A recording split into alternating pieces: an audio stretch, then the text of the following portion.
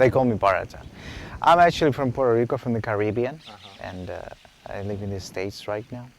So I'm just very glad, very delighted to be here at the Shivananda Yoga Farm in Grass Valley, California. Just to finish a nice cooking workshop, a week cooking workshop. Well, the cooking workshop is specialized in Ayurveda. It's actually a 7-day Ayurvedic cooking workshop, specialized in the science of Ayurveda.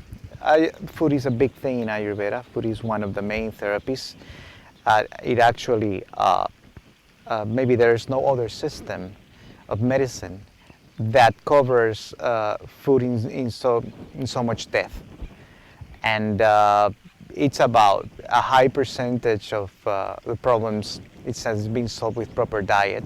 So we just dealt with the theoretical principles of proper diet, and we have the other half of the course just in the lab, in the kitchen, just doing the preparations and applying what we learn in this classroom. You need to make sure that you have a wholesome experience from the moment that you ingest the food until the moment it's transformed and eliminated. So it is just one of the things you need to make sure is that you feel like it's very welcoming, and it doesn't overstimulate. It just gives you a nice feeling of satisfaction physically, and at the same time mental lightness. You need to feel light, relaxed, physically and mentally as well.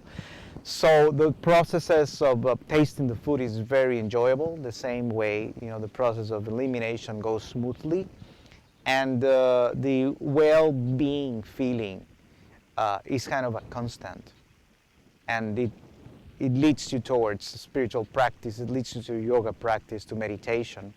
So it's a very valuable vehicle for well-being. What are you making? This is urad dal with this is actually called dosa, made of rice and urad dal. It's a thin kind of a thin pancake. And we'll try first bite and see how it tastes.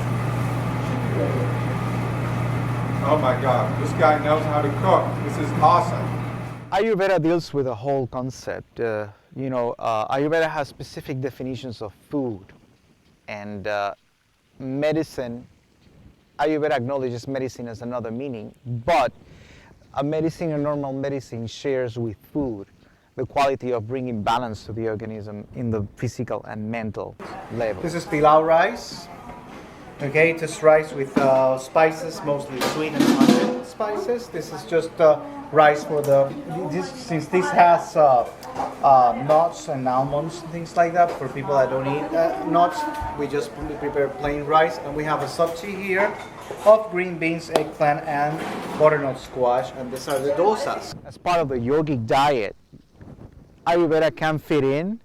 However, Ayurveda is more for the modern person, that is active, has an active lifestyle, has work, has family, etc., and who also wants to enjoy some nice savories every now and then.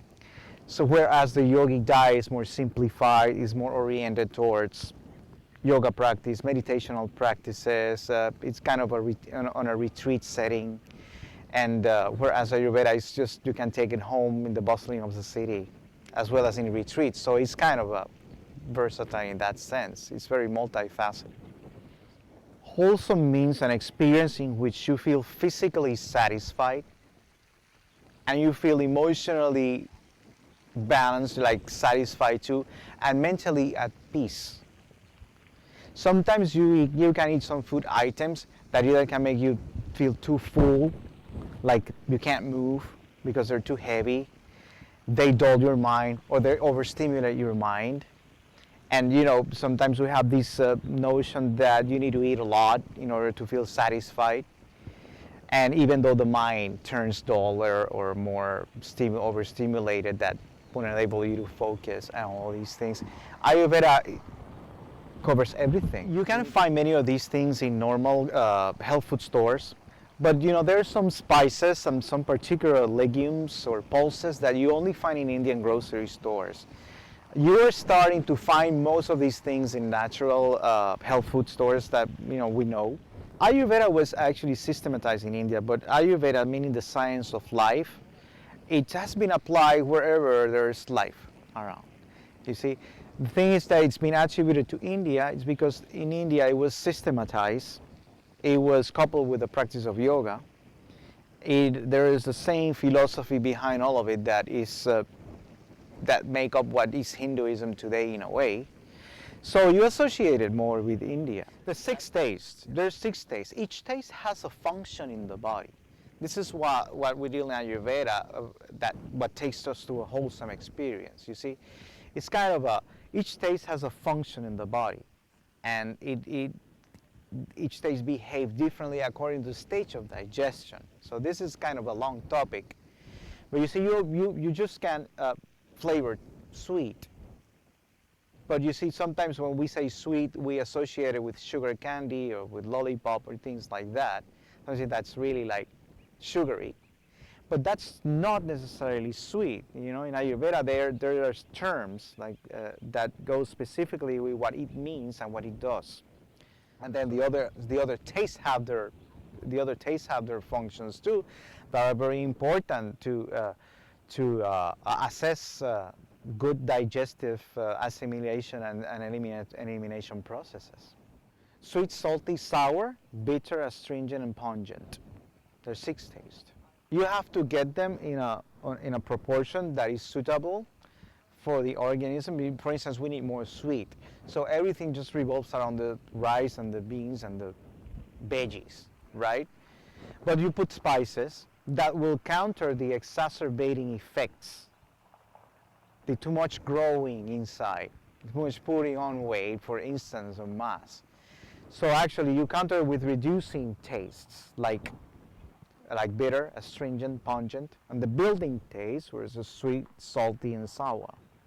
It's about cooking with awareness, you know, using not just the food to fill the stomach, but using the food in a way that is suitable for you, your body type, and with the awareness of the ingredients that you use, and using the correct spices in order to create balance in the body. All the other food courses or anything to do with diet I have taken is strictly just about the food, what the nutritional value is, what will make you put on weight or lose weight, and so on. It didn't have that overall structure of creating the essence of the whole. Bharata, with his knowledge of the spices and when to put what in and what was necessary for this vegetable or that vegetable, created such a difference in the taste of the food that it was amazing.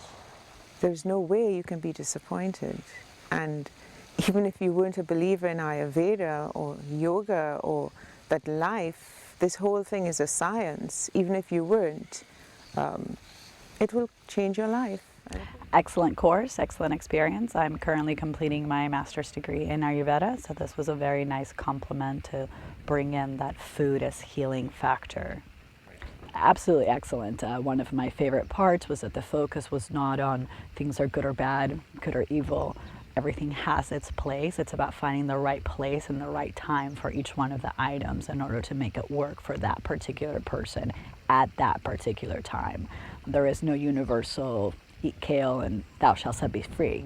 Just give yourself the opportunity to experience a new avenue for health and well-being, personal health and well-being. Most of the key for most of our physical ailments is just the proper food.